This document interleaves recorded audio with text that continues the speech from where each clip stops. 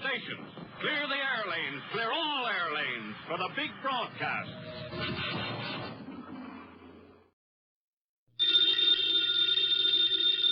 Ladies and gentlemen, the ringing of that phone bell means mystery, adventure. Nero Wolfe's office, Archie Goodwin speaking. You're up. And you've lost your... Oh. Archie, the answer is no. Hold on a second. The answer to what is no, Mr. Wolfe? I shall not attempt to find a blonde for anyone. You've got the man on the phone a little wrong, Mr. Wolfe. He's not looking for a blonde. He's looking for a prize fighter. Indeed. Have him come here. Okay. Mr. Wolfe will see you at 8. So long. I was all set to argue with you about taking the case. You gave in too fast. Nonsense. I'm fascinated by the thought of anyone misplacing a prize fighter. They're usually quite large, aren't they? They are. But what this guy is worried about is not only finding his boy, but finding him alive.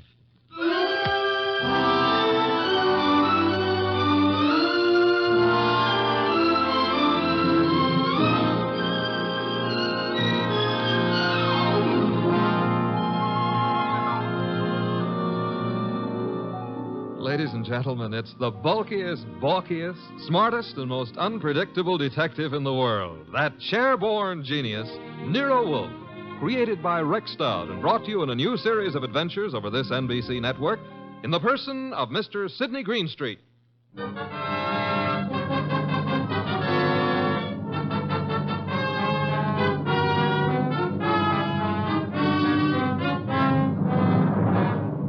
The case of the deadly sellout. That's what my boss, Nero Wolfe, called it. And it almost meant curtains for the firm of Wolfe and Goodwin. But let me give it to you straight right from the beginning.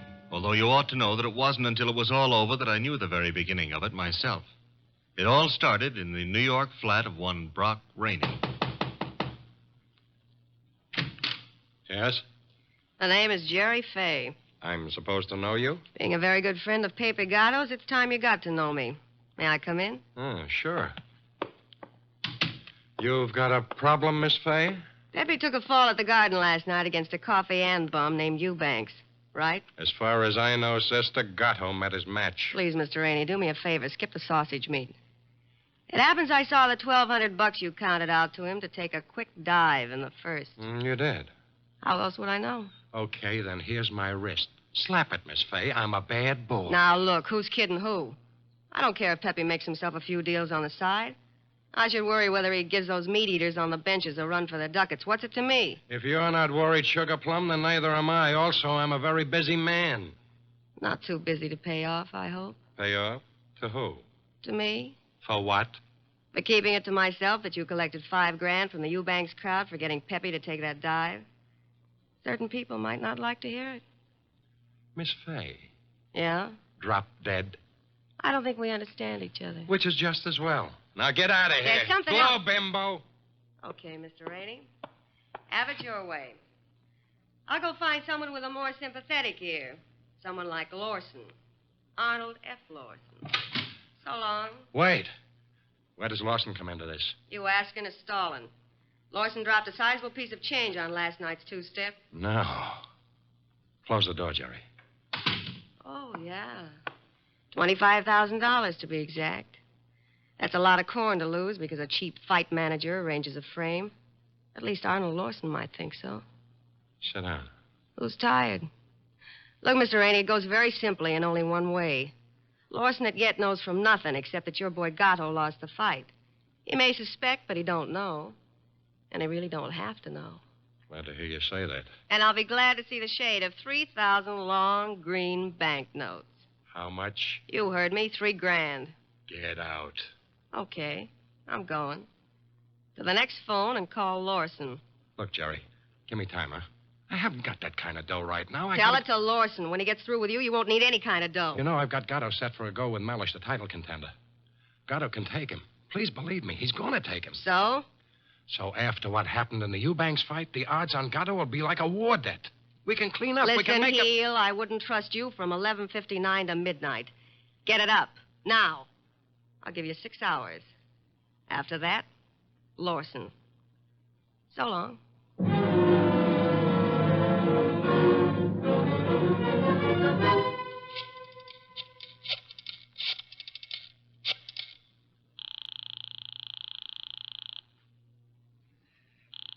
Come on, come on. Hello? Hello, Rainey, this is Gatto. Hiya, baby. Look, the boys dropped in on me at the office at Mindy's. Lawson wants to see me. What? Lost? Look, Bum, I'm the one with the cauliflower ears. You heard me, and what do I do? Nothing. But... Don't go near him. Stay home. Let me take care of it. How? What'll you do? I don't know yet, Pepe, but I'll find a way. How did he find out? Your girlfriend. What? She wouldn't do that. She hates the guy. Hate him or love him, she told him. I can't believe it. I suggest you call our little doll Jerry and give her your regards for the double cross. Meanwhile, stay put in your apartment. Don't move. But, Rainey... Hello. Hello.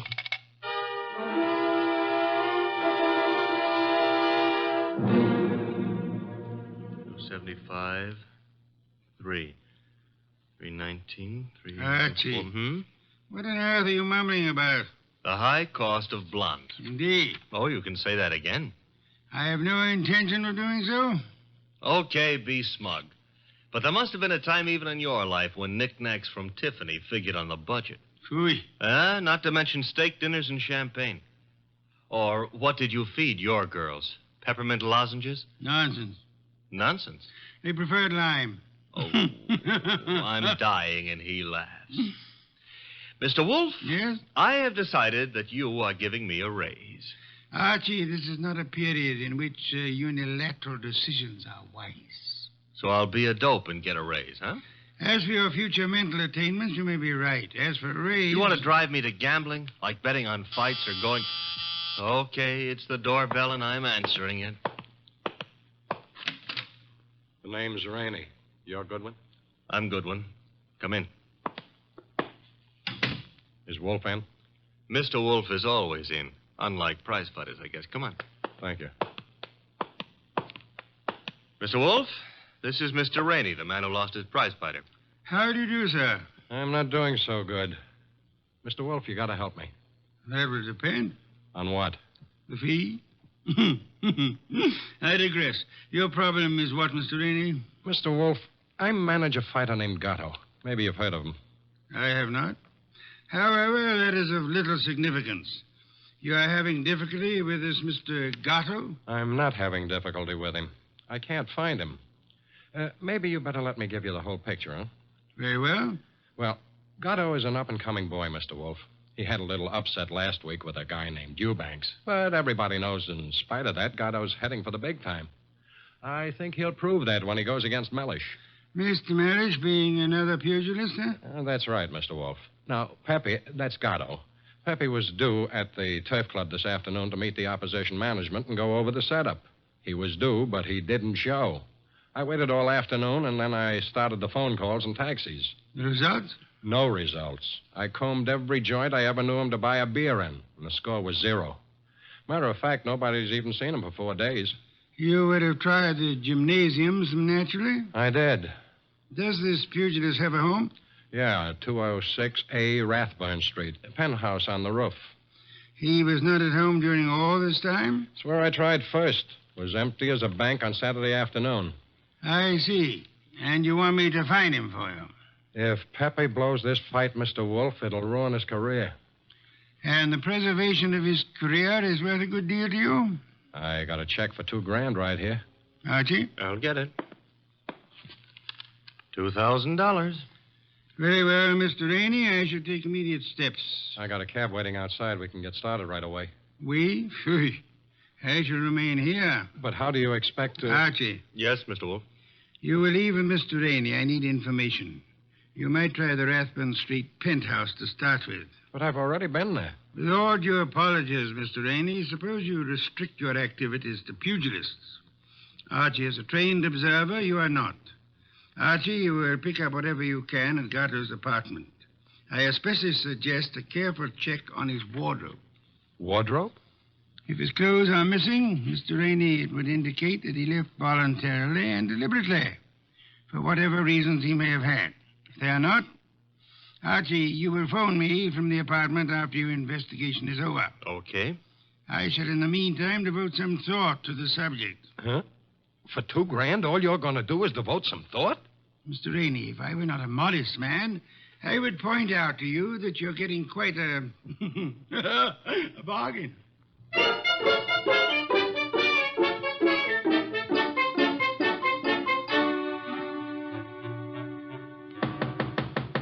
Gatto?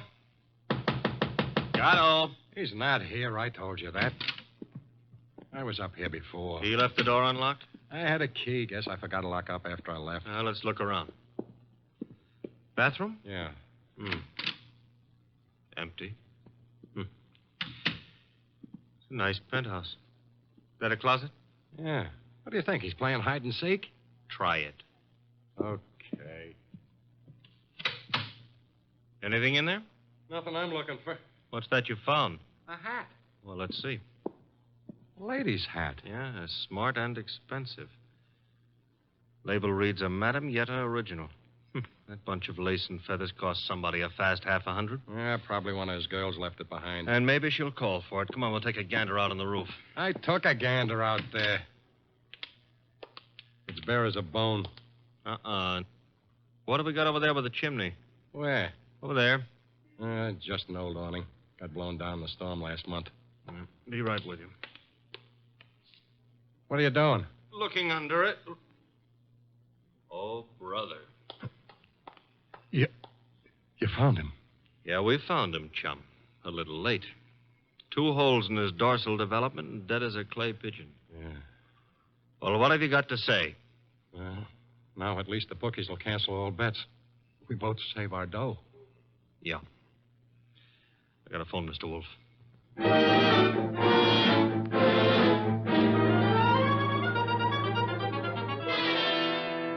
And there he was, Mr. Wolfe, under the old canvas awning. Where's the hat? Oh, this is it. That's it, boss. Snazzy number, no? Where'd you find it? On the floor of the closet. You're right, Archie. Frothy little bit of millinery caprice. Have you any idea whose it may be, Mr. Rainey? I wish I did. You have to find out. Well, how, boss? The hat is an original. See, the label under the band reads a Madame Yetta original. Tomorrow morning, Archie, you will interview Madame Yetta. Yes, boss. And discover in your inimitable fashion for whom she made this chapeau.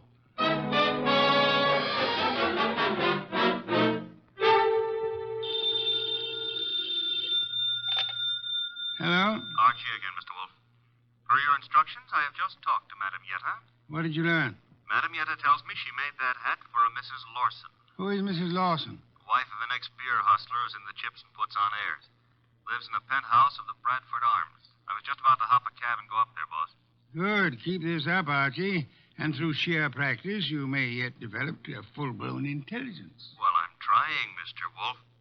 And after the Lawsons, I do what? Return here immediately and hurry.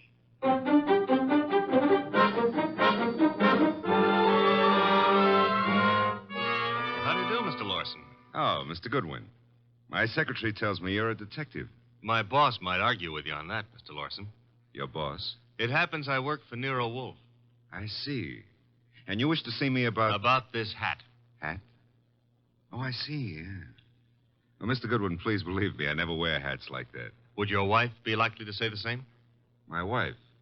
Just what are you getting at? Would I seem too nosy if I asked how well you and your wife know Pepe Gato? How well do we know who? Pepe Gato. The pug? No, not such a pug. No, huh? I lost $25,000 on him in the Eubanks fight.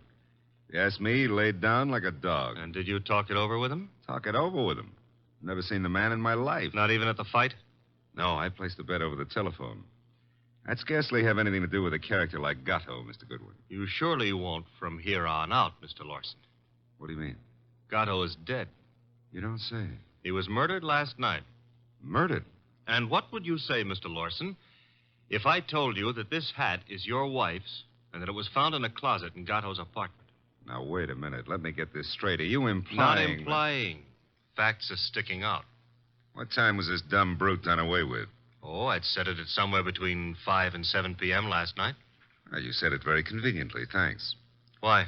My wife and I drove out of the city at 4:30 yesterday afternoon. Didn't get back until 2 this morning. And this hat? It took wings and flew into Gatto's closet? Is that the answer? No, that's not the answer. Then what is? This is. A month and a half ago, I was with Celia on a bus top. She was wearing that hat, and the wind blew it off her head. I see. And from there, we figure that somebody picked it up, and it finally wound up at Gatto. You can figure anything you please. Personally, I don't feel in any way obligated to figure anything. Darling, I was just on my way out and... Oh, I'm sorry. I didn't realize you were busy. Yes, I am busy, Celia. Wait a minute. He's not all that Run along busy. now, dear. You'll be late. But I want to talk Run to you. along, Celia. Yes, darling. Sorry. I'll see you later. Beautiful. Really beautiful. I've always thought so, Goodwin. You, didn't give me much of a chance to talk to her, did you, Lawson? If I didn't, it's for your own good. My good. I don't get it. Celia's a sensitive person, and I won't have her bothered.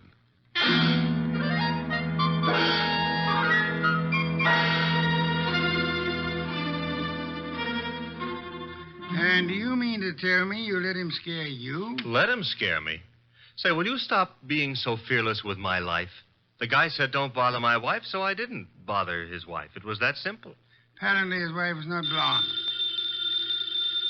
Answer the phone, Archie. No, you answer it. Now you've hurt my feelings. Oh, well.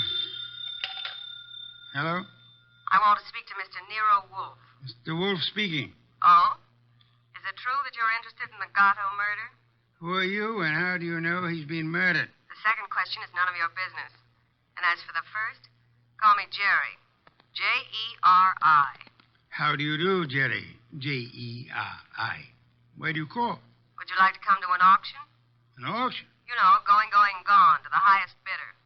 And what are you placing on the auction block, Miss Jerry? A few facts. All in good condition and guaranteed to make it a cinch to snag the Gatto killer. Sounds promising. Only you'll have to bid against real money. May I have the address of the auction room? You'll have no trouble finding it. Your assistant was there last night. Where? The penthouse on top of 206A Rathburn Street. The big item goes on at 4 bells.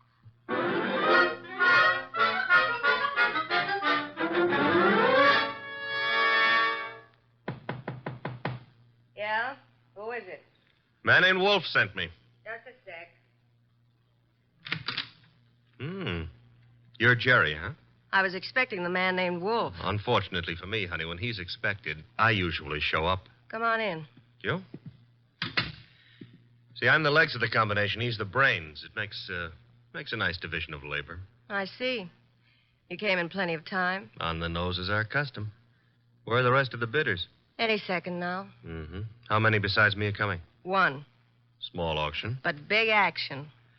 How'd you happen to decide on this? I knew Gatto pretty good. And you were fond of him pretty good, huh? How did you guess? Well, you've got a key to this place of his, or you couldn't let yourself in. It adds, no? Gee, you should have been a detective. Just what I keep telling Mr. Wolfe. Look, tell me, Jerry, darling, this other person who's coming to the auction, who? The killer? You don't say. You sure the killer isn't here already? Look, I didn't kill him. The story you would like me to believe is that you witnessed the killing, huh? Called the killer and Mr. Wolfe and said, come on, kids, you can get me either to talk or shut up, depending on who pays the most. That it? Something like that. Mm-hmm. Okay, prove you know what you're talking about. Who is the killer? Is it Block Rainey?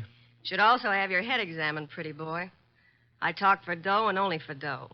Not that I'm mercenary or anything, but... Okay, tell me this. How come you saw the killer in the act? Simple. I was here with Gatto. Called me to come see him. While I was here, the shot came through the window there from the roof. You know something, sweetheart? What? I can't understand how a girl like you, a pretty nice girl under all that paint and powder and Broadway shellac, how you could do a thing like this. You were in love with Gatto. I know that. Everybody does. And still you're willing to keep your mouth shut if the killer pays enough. How come?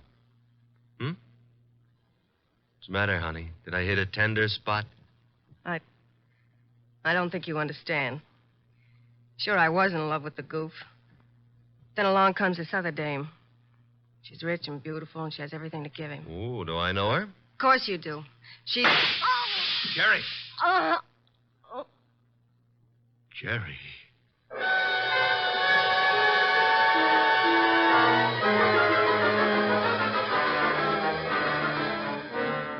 She was just about to tell me, and then the shot came through the window from the roof, boss. It's a flat roof outside. You didn't, I suppose, see the murderer? No. I caught Jerry in my arms. By the time I laid her down on the couch and got out on the roof, the killer was gone. Get right over here and bring our client with you, if you can find him. Rainey? That's right. He has a right to be in on the kill. Okay, boss. But keep away from that beer till I get there. Don't be impertinent. I shall be busy phoning Mr. and Mrs. Lawson. Meanwhile, I want them here, too. Besides, one bottle won't do any harm.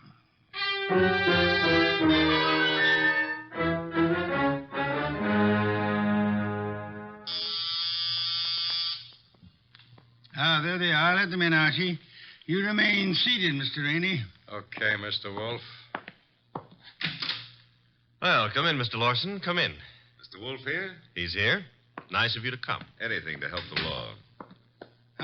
Mr. Lawson. Your wife didn't come. No, Mr. Wolfe. She was out when you called. Sorry, I forgot to tell you. I left word with the butler, however. Mr. Lawson, about 20 minutes ago, a girl named Jerry Fay was killed. So? She was killed in your neighborhood, in a flat formerly occupied by one Pepe Gato. Well, where would that be? Maybe your wife knows where the flat would be. How dare you, sir? No histrionics, please. Where was your wife when the girl was killed? I'm advising you that if that is an alibi, now's the time to state it. I wouldn't humiliate Celia by alibying for her. Then the police will pick her up. But she didn't kill this girl, Mr. Wolfe. You have reasons for that opinion? The best of reasons. I'd be grateful if you'd state them and let me be the judge of their excellence. One should do. This one. Celia's out in the country visiting her mother. Oh? Does that settle it? Possibly. What's her mother's telephone number?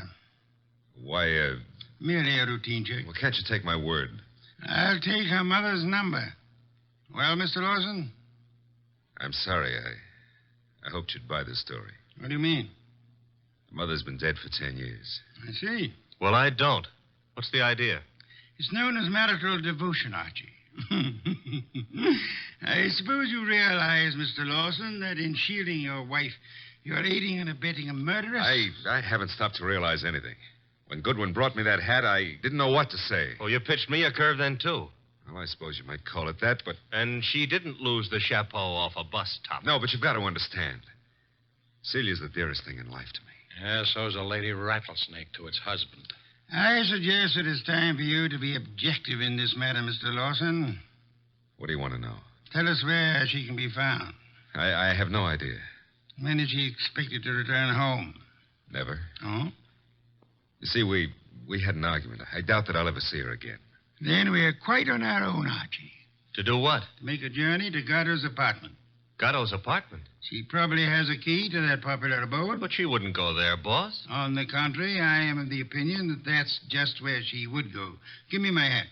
Don't tell me you're going to stir yourself. It's a most unpleasant necessity, Archie. But the lady in question is dangerous and not at all hesitant about indiscriminate gunplay. Get out the car, Archie. We'll make the journey to Rathbun Street penthouse with the hope that Celia Lawson will show up in time to mourn her lost love. You want me to go along with you, too, Mr. Wolfe? Yes, indeed, Mr. Rainey, I do.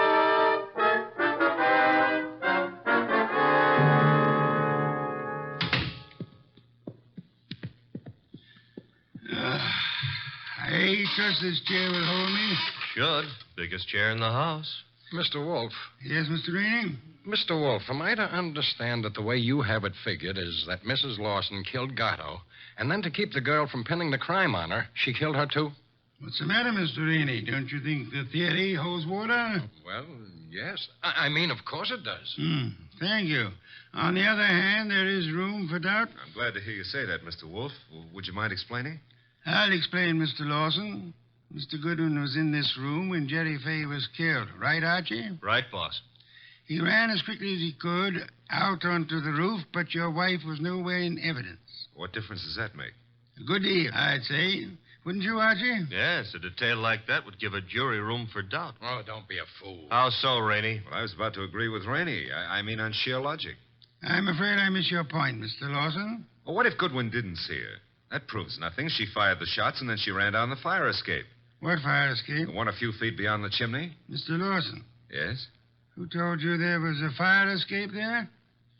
Why, Yeah, who did? You can't see it from here, Lawson. Well, I just imagined there might be. Sensationally accurate imagination, Mr. Lawson. Allow me to congratulate you. I don't know what you have in mind.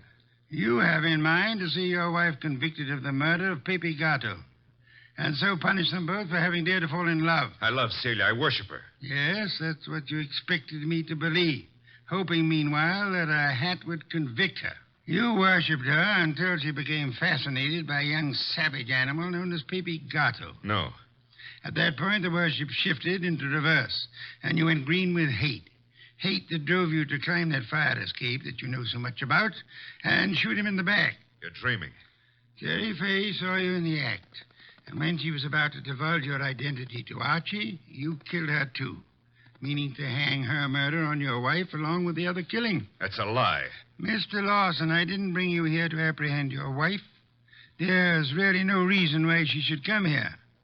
I suggested this visit in the belief that you'd betray some guilty knowledge of the place and circumstances, as you have so obligingly just done. You're clever, aren't you? Monumentally. But a little hasty. So, why? This gun in my hand. Haven't you noticed? Of course, sir, but yours is not the only gun in the world. What? Sit still, Arnold, and don't turn around. Your wife, Mr. Lawson. Come in, my dear. Celia, what are you doing here? I came to get a hat that I'd left in Pepe's closet. It suddenly was clear to me what was in the wind, and I thought I'd better remove all evidence that you could possibly use against me. Celia, listen, you must understand I it's for you. understand one thing only. Pepe's gone, and you took him away. Listen, please, if you let me explain, you'll understand. Yeah? Please, honey, help me. Sure, I'll help you. Celia! Well, that's all, Mr. Wolfe. What now?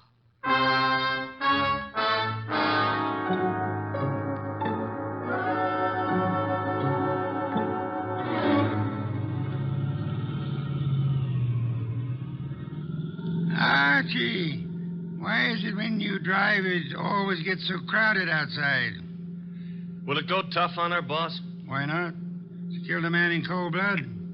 Though she actually saved our lives while doing so.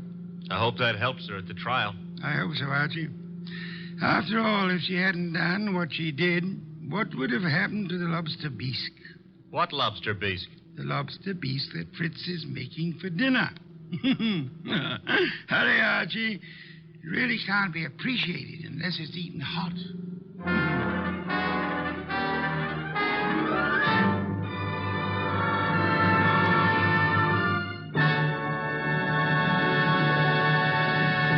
You have been listening to The New Adventures of Nero Wolfe, starring Sidney Greenstreet.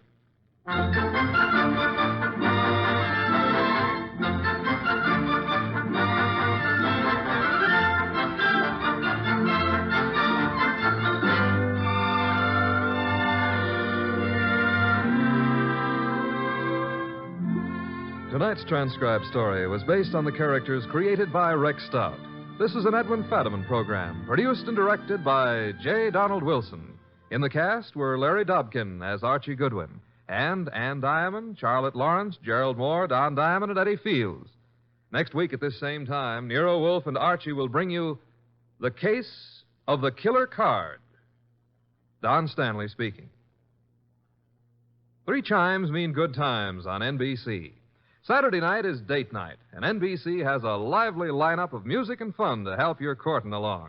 Tomorrow, Dennis Day brings you a melodic and mirthful 30 minutes, and then Judy Canova gets together with her gang for a sparkling session of mountain-style song and laughter, followed by singing MC Red Foley and his friends on that exciting parcel of Western tunes and mayhem Grand Ole Opry. Here's Sam Spade. 3 chimes mean good times on NBC.